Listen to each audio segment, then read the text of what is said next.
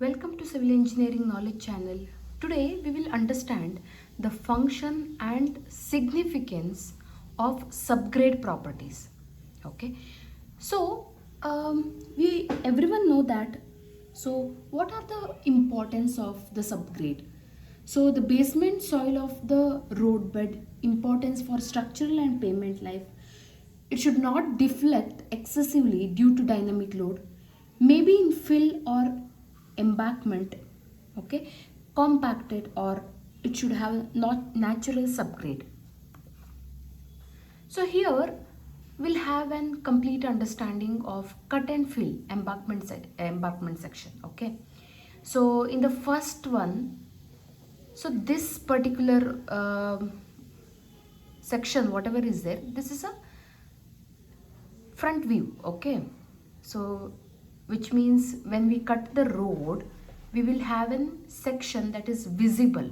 Okay, so here the first bottom brown color, which will be called as existing ground, which means above which the road construction takes place. So next is a subgrade layer. So above that it's a formation level, and then a pavement comes. Okay, so this is how the section that looks when we cut that particular section of the road. So subgrade soil. So what is subgrade soil? It's granular or coarse grained, or it may be fine grade or organic.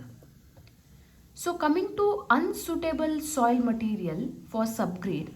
So we everyone know that, so clay soil which contains value of liquid limit, okay, more than 80%, or plasticity index more than 55%, those kind of soils are not at all suitable for subgrade layer. Okay, so it is inflammable materials and organic clay soil, this is also not suitable. Or else if it contains lot of rotten roots, grass and other vegetations. So what would be the impact or a side impact if there are lots of rotten roots and grass? There may be a chances that it may grow, even though you construct a road, there may be a chances of those roots getting grow, and it may create cracks for the roads. Okay, other one is soil which is soft and unstable, because if it is too wet or too dry, which is difficult to compact properly. In this case of soil also, it's very difficult to construct the subgrade. So to know the subgrade, which is a subgrade, this is a particular, the what we call, on existing ground above the layer we construct, right, that is called subgrade. So these are the things, or the soil or area that is not suitable for construction of subgrade. So next one, that is property associated with subgrade soil. Okay, so what are the property that is associated? It may be volume change with water, or load sustaining power, compression under static load, workability during wet period, ease of drainage and compactability. So all these are the properties that is associated with the subgrade soil. So coming to next one, that is desirable properties of soil as subgrade material. So what are the properties that compile with? Okay, that is stability, incompressibility, minimum changes in volume and stability under advanced condition of weather and groundwater, permanency of strength, good drainage, ease of compaction. Okay, so coming to next one, that is classification and identification of soil as subgrade materials. So according to the index properties, according to IS 2720 part 4 1985, size distribution, liquid limit, plasticity index, shrinkage limit, field moisture equivalent, compacted dry intensity, centrifuge moisture equivalent, all these are the identification of the soil as subgrade material. So next one, what are the Indian standard grain size classification? Okay, so when it comes to gravel and sand, silt and clay. So in sand as well, there are three modifications, that is coarse, medium, fine sand. Coarse silt, medium silt, fine silt. So even this in the clay. So it's a easy understanding of the classification. Further, gravel, moram, silts, clay will have a particle size less than 2.36 mm. So next, so grain size distribution. What is the significance of grain size distributions? So it will help you to know the relative properties of different grain sizes, an important factor influencing geotechnical characteristics of that particular grain soil. So not important in fine grain soils, okay. So coming to next one, determination of GSD, that is grain size distribution. In coarse grain soils, how will you identify? That is by sieve analysis. And in fine grain soil, it would be identified by hydrometer analysis. And these are the two diagrams that is important for, these are the two devices that is used for measuring grain size distribution.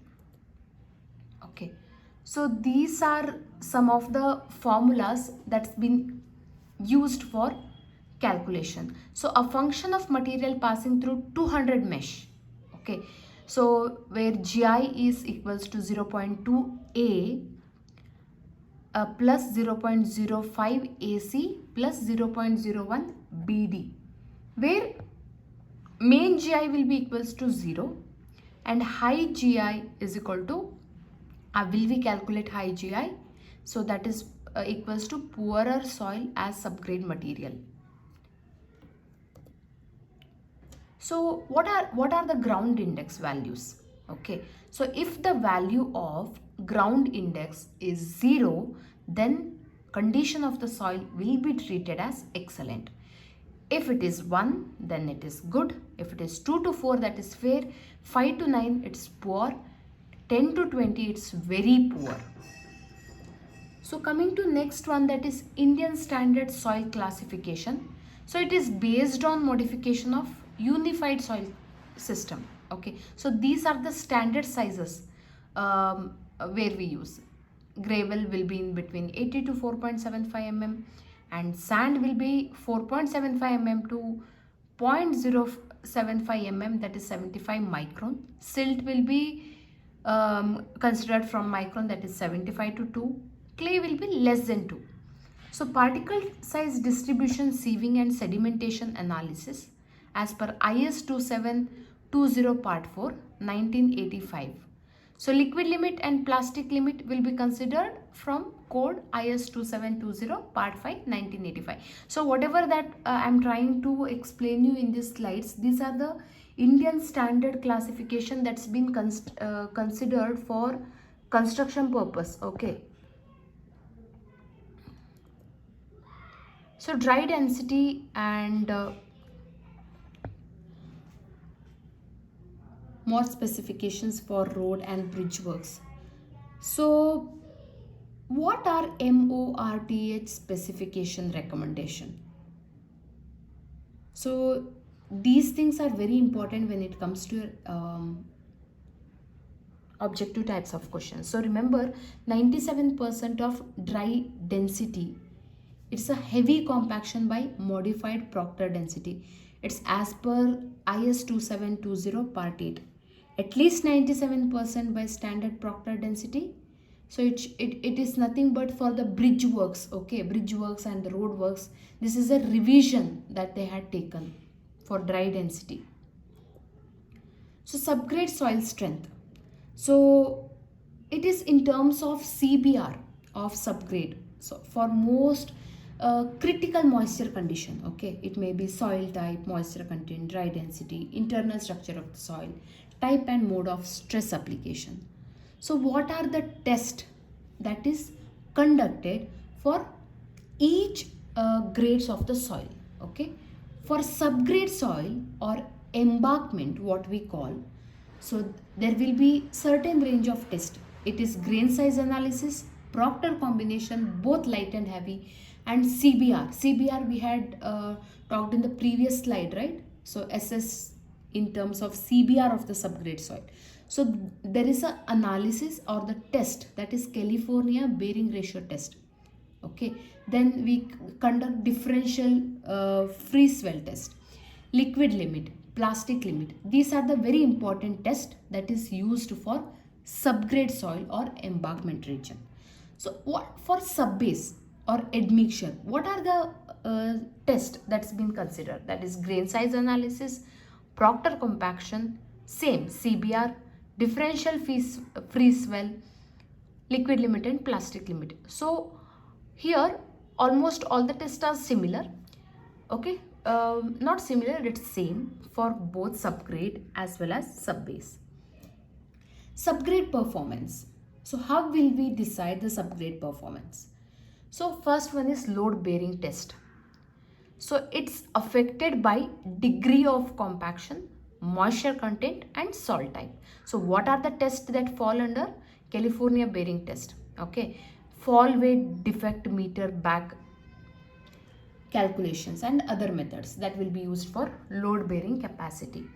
So next one is moisture content. So how moisture content, it affects the subgrade properties like load bearing capacity, shrinkage and swelling.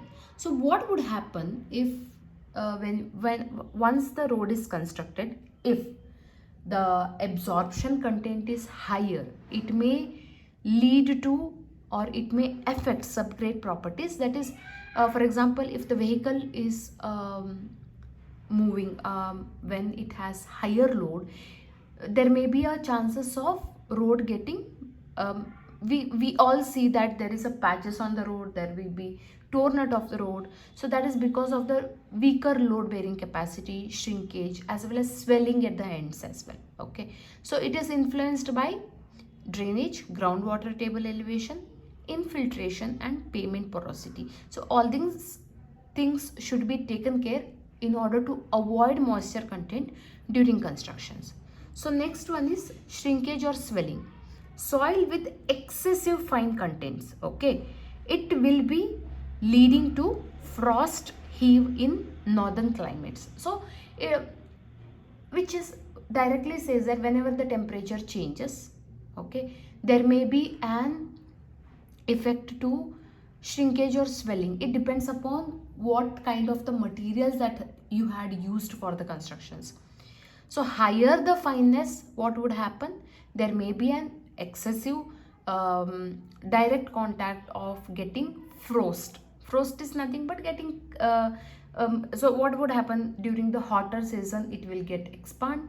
During the very cold climate, it will get shrink. So these things changes, that is shrinkage or swelling, that happens as per the climate conditions. So how moisture content is applicable? That is water table, precipitation, soil permeability, drainage condition, extent to which pavement is waterproof. All these things will directly impact the moisture content of the road. So stability of the soil. How the soil stability depends upon? It depends upon stress to deformation characteristics of the soil. Okay, repeated application of the stress. It may be frequency of the load cycle, maybe magnitude of the stress. Depends upon number of times of the repetition. So what is static stress? It's a period of stress application. Okay, and at what intensity it's been applied. That depends for. That also directly depends for stability of the soil. So what are the evaluation of strength of subgrade? So what are the tests that you calculate for the subgrade layer in order to identify the strength? Okay, so the first test is shear test, direct shear test, triaxial compression test, unconfined compression test, bearing test, penetration test. So we all know this test and we had come across this test during our learnings. So what is CBR test? So we had come across, right? What is CBR? So CBR is nothing but it's a type of penetration test where a standard piston have an area of 3, that is 50 mm diameter. It's used to penetrate the soil at the standard rate of 1.25 mm per minute. Okay, this is very important. The pressure up to a penetration of 12.5 mm and its ratio of bearing value of the standard crushed rock, it's termed as CBR. So next one, this is CBR testing machine. So everyone has seen this in our labs, right? So this is where the load is applied, and this is a particular is a standard plunger that's been used, and this is a concrete sample. It's a standard mold with the annual weights. So California bearing ratio test. Okay, so this is how the particular specimen is being placed in case of the machines. This is a specimen. This is showed in this way. So what is the formula? CBR is equal to 100 into P 2.5 divided by P standard. So what is P here? P is nothing but the load penetration. Okay. So what are the standard loads adopted for different penetrations test for standard materials with CBR value of 100%? So if the penetration of the plunger, that is this one, penetration of this particular plunger into the standard sample. If it is 2.5, then standard load that's been utilized is 1370 kg. If there is a penetration of 5 mm, then the kg that is used is 2055. Accordingly, for 7.5, 10 and 12.5, that is 12.5 is the highest penetration of the plunger in mm, and the highest standard loads that's been used is 3600 kgs. So in the roads like where there is a heavy transport vehicles, there is a, for example, if you consider highway, okay, everyone know that there will be large number of the trucks with heavy load will be moving into the road. In this case, this test is very important in order to understand what is the penetration, what is the standard loads that is applied for each roads in order to get the that particular strength of the material pavements. So aggregate physical properties. So how is that measured? Aggregates can be classified by their minerals, chemicals and physical properties. Aggregate physical properties are direct results of the minerals and chemical properties. Maximum size, the smallest sieve through which 100% of the aggregate sample particle passes. Those are the maximum sizes. Nominal are nothing but only, okay, the largest sieve that retains the aggregate particle, but generally not more than 10% by its weight. So what are the